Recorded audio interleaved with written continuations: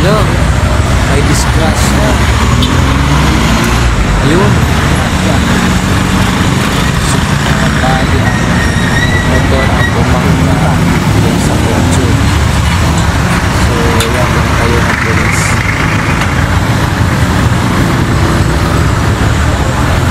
Wala. Kung hindi magkaalis. Kung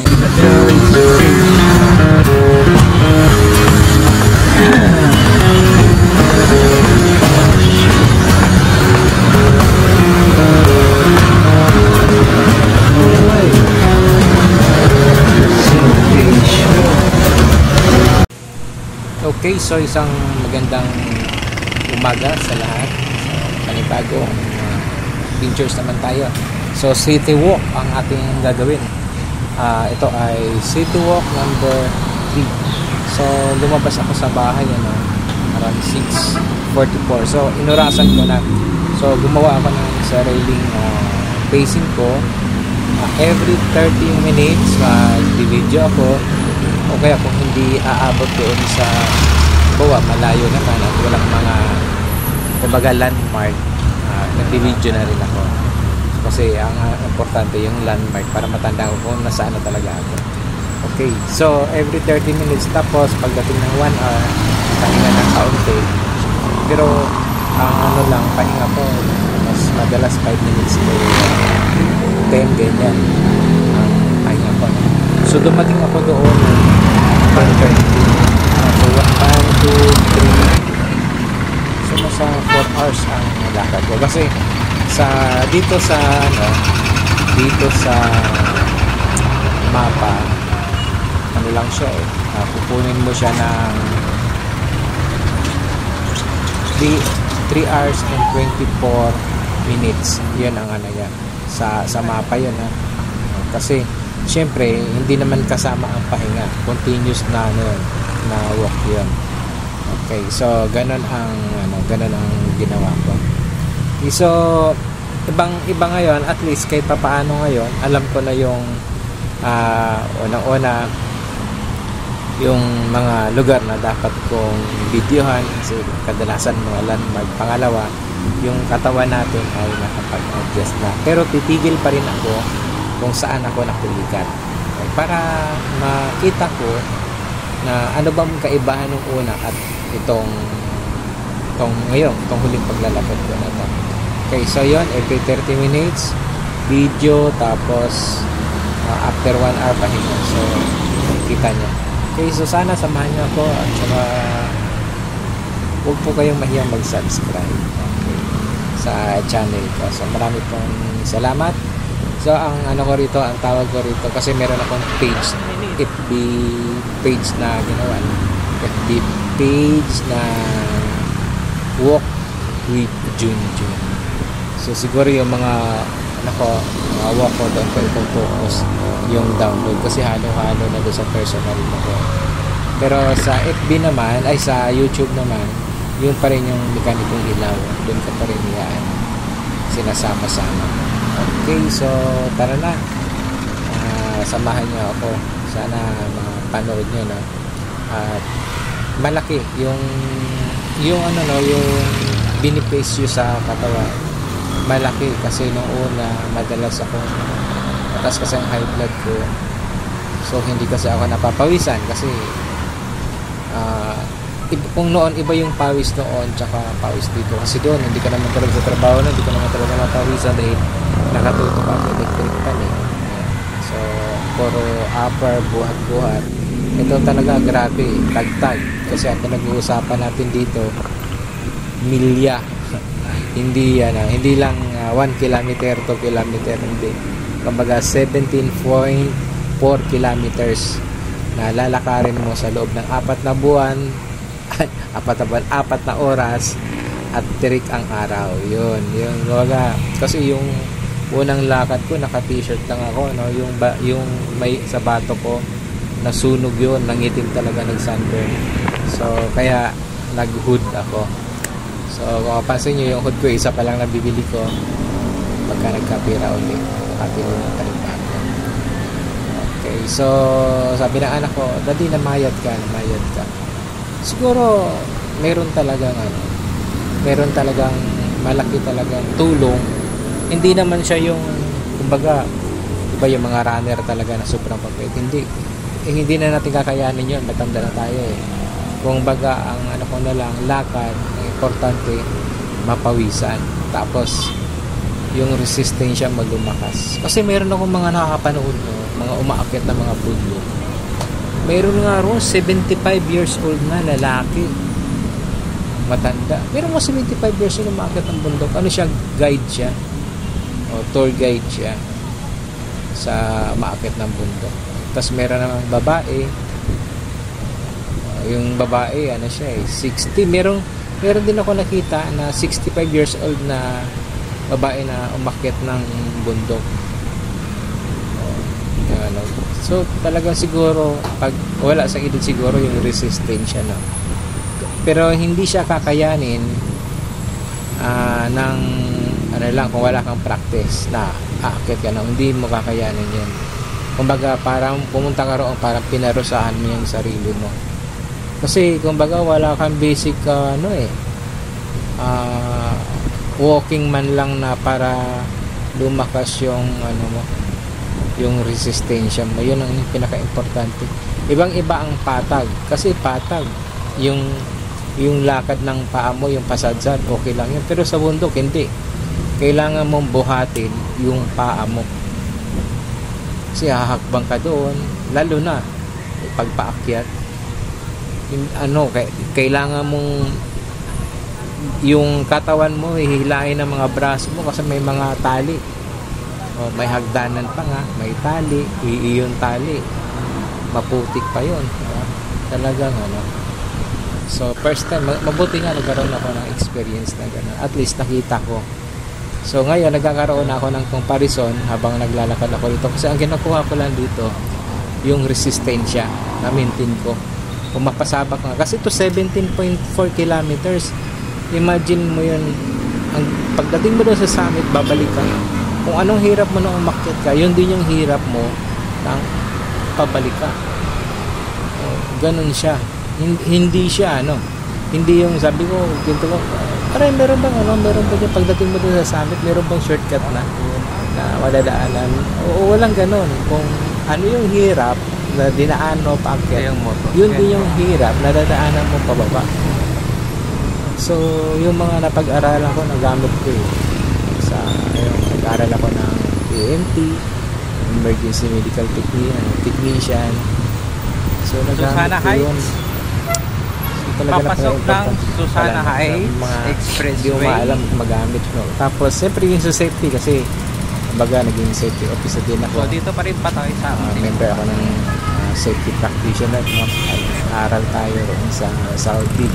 So makikita mo habang naglalakad ka, meron naman siyang alam mo kung yung safety precaution lagi ang yung doon ka nakapokus, yung safety lang. So dito mo pala magagamit. So sige, sa ngayon sama-sama muna lakad-lakad. Sana magkaroon ko ng iba kumbaga inspirasyon na yung so ito yung malaki ang katawan, bridge, kung paano magbawas. Hindi mo na kailangan tumakbo, maglakad-lakad ka lang. Dapat may goal kasi sa akin ngayon ang goal ko at least once a week makalakad ako ganun kalagi, once a week. Kasi pero hindi yan ang pinaka-ultimate goal ko talaga is makuha ko pedestrian bridge i-maintain ko na sa Susana 1 kilometers balik na naman kasi talagang ganun ang pacing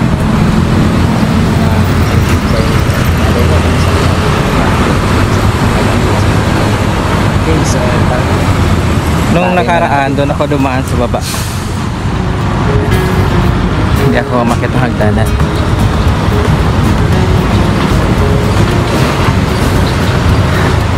Puntang Laguna.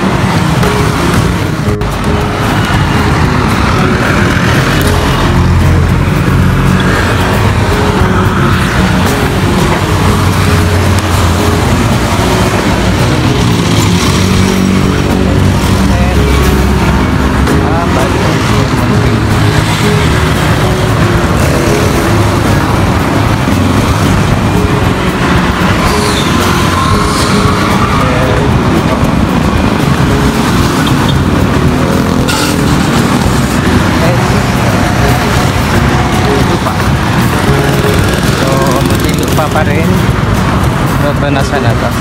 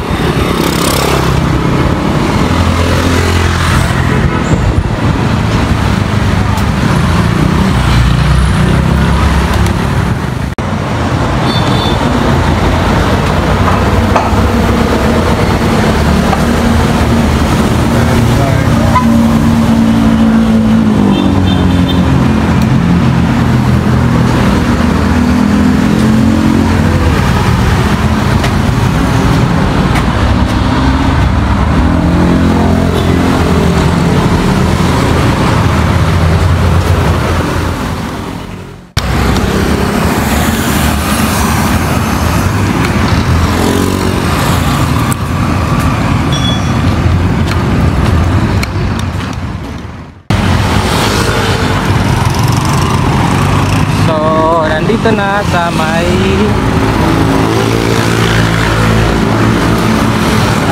boundary ng Muntinlupa, San Pedro. Ayan. So meron na rin ako isang oras na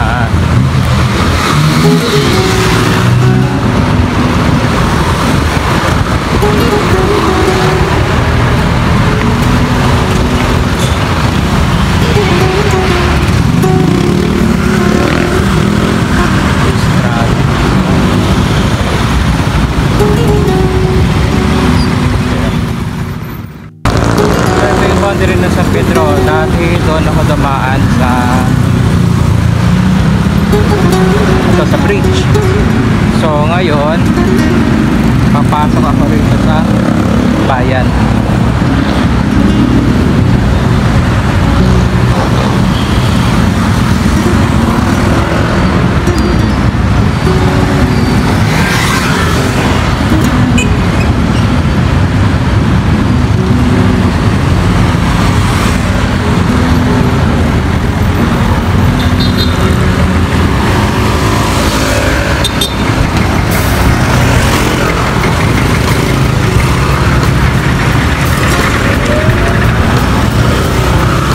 So ang ginagawa kong pacing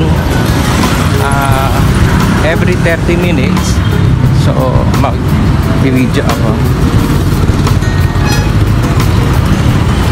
Bali ang Santa Rosa kasi ano to nasa 4 hours 3 hours and 53 minutes. Yun yung nakalagay sa mapa, 17.4 kilometers. So hinati ko sa every 30 minutes. Pero actually itong pang 1 hour na ako naglalakad. So dapat magpapahinga muna ako, no? Hanap lang ako ng pwesto, tapos magpapahinga ako. So dating release to eh. Dating release wala na, tinanggal. Nagkahanap pa ng saging, wala akong makitang saging.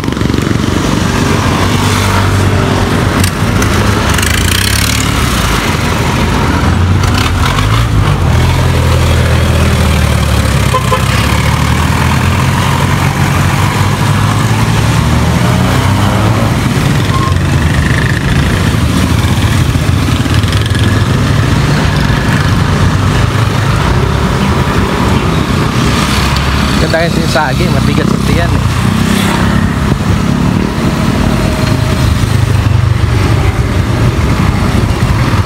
So, siguro kung wala akong makitang saging, baka mamaya na lang.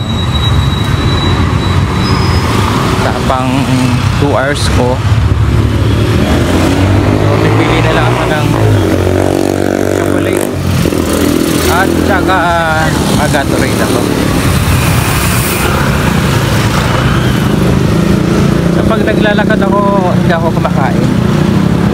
Gumaalis sa bahay kasi mas maganda yung pagpawisan ka talaga ng gusto. At saka hindi na rin ako nag-warm up. Wala kasi lakad lang naman eh. Yung pinaka warm up mo na yung paglalakad mo.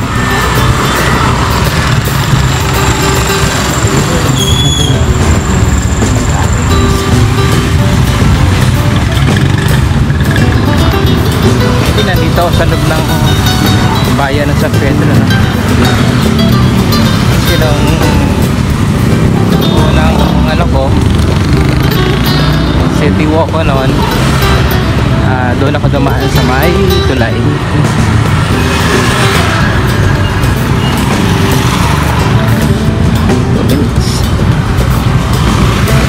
Dito ay secret yan.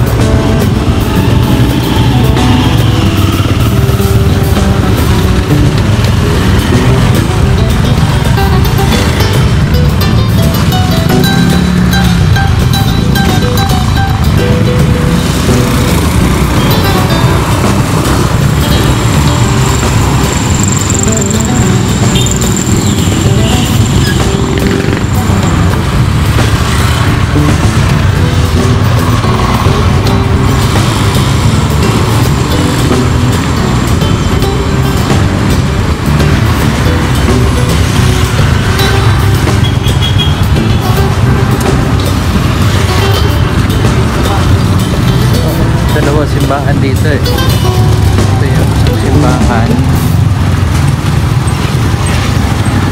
tapos yung simbahan doon sa may palengke.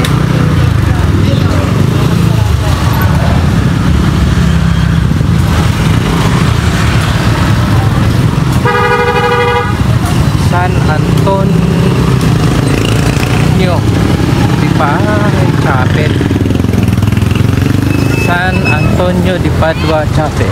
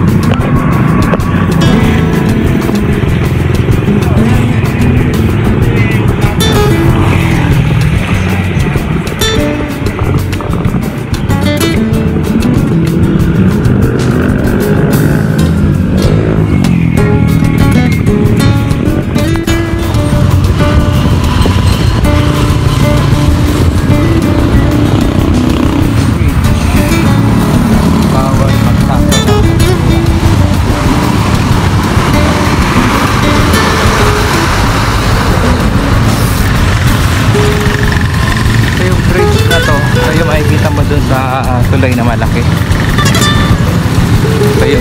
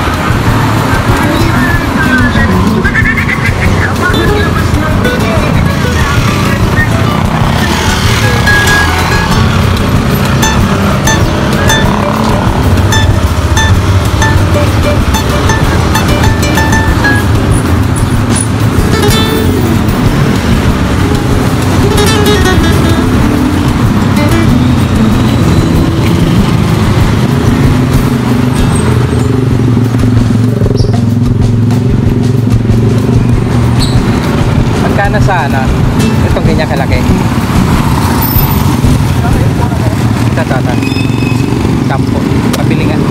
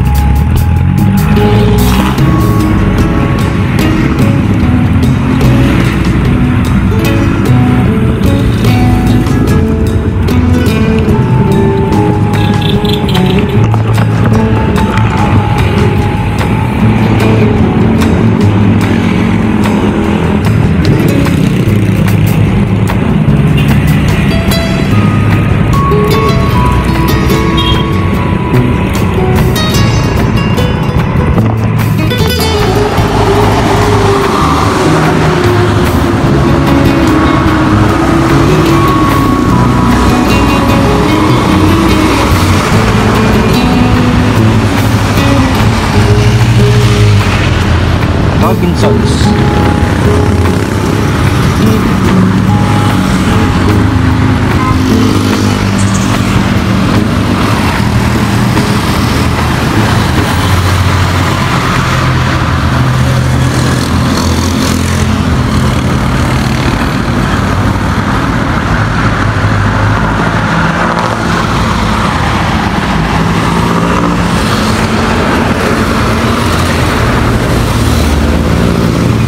So nasa isang oras at kalahati na akong naglalakad.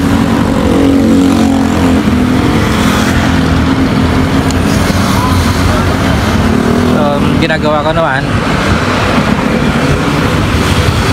after 1 hour pahinga,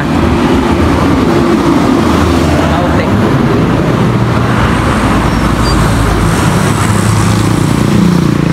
Balik.